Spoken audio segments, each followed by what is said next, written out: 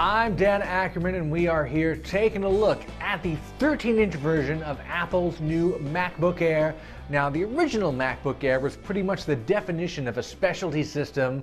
Had a really cool design, but that was offset by limited connections and slower CPUs that really made it not that useful for all but a small sliver of consumers.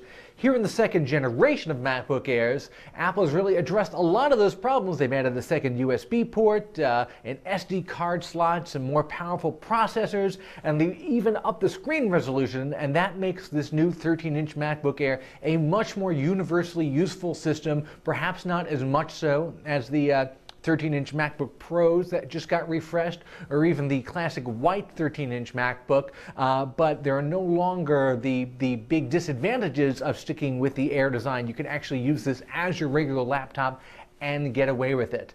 I think the thing that we like the most about this second generation of MacBook Air is that instead of just one USB port, it now has two, and the one was really limiting if you wanted to plug in, let's say, a mouse or any other accessory, like let's say your iPhone or even your iPad at the same time. You've got an SD card slot, which is handy for using a digital camera or any other kind of portable media or data you put on an SD card. But even more than that, I like the fact that the 13-inch screen on this is a 1440 by 900 screen. That is actually a higher resolution than you can get on the newly refreshed 13-inch MacBook Pros. Those are the new super fancy Sandy Bridge ones. So even though those laptops are faster, on the 13-inch version at least, the screen resolution is lower. And of course, you still have all the stuff that makes this a MacBook. You've got that, island keyboard design, although it's not backlit in this model, which is kind of disappointing.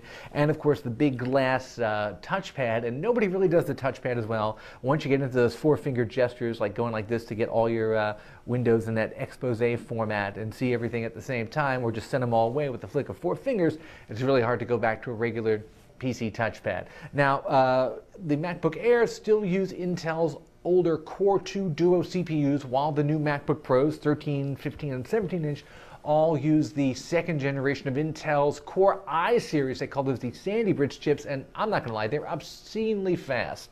So you're going to take a step down in terms of speed with the Airs, whether it's the 11-inch Air or the 13-inch Air, but it's still more than enough for everyday work, even light video editing and some basic gaming, because it's got that integrated Nvidia graphics built in there. Now, all this does not come cheap. The 13-inch Air starts at $1299, and you've got to compare that versus $999 for the 11-inch Air, or the white regular MacBook, or even $499 for an iPad, which really does a lot of the same things that a regular laptop does.